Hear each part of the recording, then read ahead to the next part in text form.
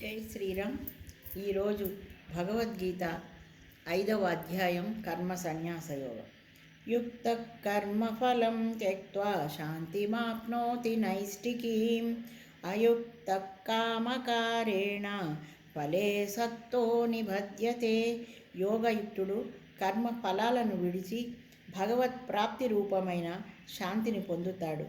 యోగి కానివాడు ఫలాపేక్ష ప్రేరణ చేత కర్మఫలంలో చిక్కుకుని బద్ధుడవుతాడు. అంటే కర్మ ఫలాలే కదా మనల్ని బంధించేది. ఇక ఈ రోజున ఒక సామాజికమైన వీడియోని మీ ముందుంచిపోతున్నాను. అది నా అనుభవమే అనుకోండి, కానీ ఆ అనుభవం అందరికీ ఎదురయ్యే ఉంటుంది. మనం ఎవరి వల్లనైనా కలత పడితే మన మనసుకి దగ్గరైన వాళ్ళకి చెప్పుకుంటాం. అప్పుడు వాళ్ళు ఆ బాధని తగ్గించేటట్టుగా మాట్లాడితే మన మనసు ఉపశమనం పొందుతుంది. కానీ వాళ్ళు మాకు కూడా అలాంటి ముందు వాళ్ళు చెప్పేది వినండి. మీకు కూడా ఎదురుపడే ఉంటాయి. అందరికీ అలాంటి అనుభవాలే వస్తుంటాయి ఈ సంసార జీవితంలో. ఎదుటివాడు ముందు మొదలుపెట్టినప్పుడు వినటం మనం నేర్చుకోవాలి. మాకు కూడా అంతే, మా ఇంట్లో కూడా అంతే అని అంటారు. అది కాకుండా వాళ్ళ ఇంట్లో మన బాధతో ఏంటంటే వాళ్ళు ఇంట్లో సభ్యులతోనే అందరము బాధపడే వాళ్ళమే తగ్గించుకోవడానికి ప్రయత్నిస్తే వాళ్ళు కూడా ఒక మాట అన్నారనుకోండి, మనం తట్టుకోలేం కదా. బాధ తగ్గుతుంది. వాళ్ళ మీద ద్వేషంతో కాదు, ఆ బాధ తగ్గించుకోవడానికి మనం వాళ్ళతో చెప్పబోతున్నాం. వాళ్ళ గురించి మళ్ళీ మనం ఎదుటివాడి గురించి చెడు చెప్పబోతుంటే వాళ్ళ మనసే తట్టుకోలేదు. వాళ్ళకంటే మనమే ఎదుటోళ్ళు ఎక్కువేం కాదు కదా కుటుంబ సభ్యుల కంటే. వినండి, పోన్లేమ్మా ఓపిక పట్టండి అని చెప్పండి. అంతేకాని వినకుండా వీళ్ళ సంసారాలలో విషయాలు లేదా అవును అలాంటి వాళ్ళే మీ ఆయన కానీ మీ పిల్లలు కానీ అని చెప్పారంటే వాళ్ళు తట్టుకోలేరు. నిజంగా అందరికీ అనుభవమే. మా అక్క ఒక ఆమె ఉండేది.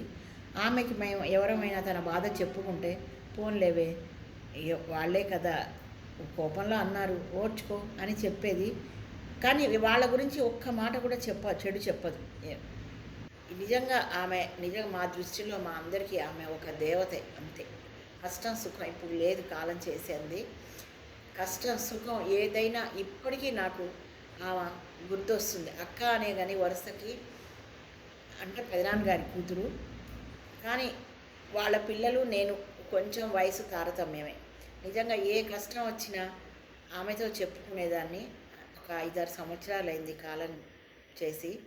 అయినా ఇప్పటికీ నా దృష్టిలో ఆమె సజీవమే. ఏ బాధ వచ్చినా నా తల్లితోనే చెప్పుకుంటాను, ఫోటో దగ్గరికి వెళ్ళి దేవుడిచ్చిన ఈ అమ్మకు చెప్పుకుంటాను.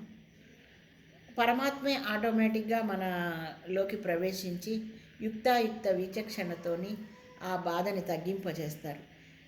అందుకనే మీరు కూడా ఎవరైనా సరే మనకు బాధ చెప్పబోతుంటే వినండి. మన బాధని ఆ బాధ వినకుండా అక్కడి నుంచి ప్రత్యక్షంగా ఉంటే నేను చూశాను, అక్కడి నుంచి తప్పుకుంటారు కొంతమంది. అదే వాళ్ళకి బాధ ఎదురైనప్పుడు మనం ఎంత పనిలో ఉన్నా ఆ పనిని డిస్టర్బెన్స్ చేసి వాళ్ళ బాధలు చెప్పుకుంటారు. అది తప్పు కదా. మన బాధలు ఒకళ్ళు చెప్తున్నప్పుడు వినండి. సమయోచితమైన సలహా వాళ్ళ బాధలు తగ్గేటట్టు మాట్లాడండి. వాళ్ళు ఎవరికి గురించి అయితే బాధపడ్డారో వాళ్ళ గురించి మాత్రం మనం వ్యాఖ్యానించొద్దు. కోపం తగ్గిన తర్వాత వాళ్ళే ఒకటవుతారు. కానీ ఈ మనుషుల మాటలు వాళ్ళని చాలా బాధ అనిపిస్తాయి. అయ్యో నేను చెప్పుకున్నాను కదా, కోపంలో అన్నారు, ఆ బాధ తగ్గించాలి అనని ప్రయత్నం చేయండి. మనం మాత్రం ఎవరి గురించి అయితే మళ్ళీ చెప్తున్నాను పునరుక్తి అని అనుకోవద్దు.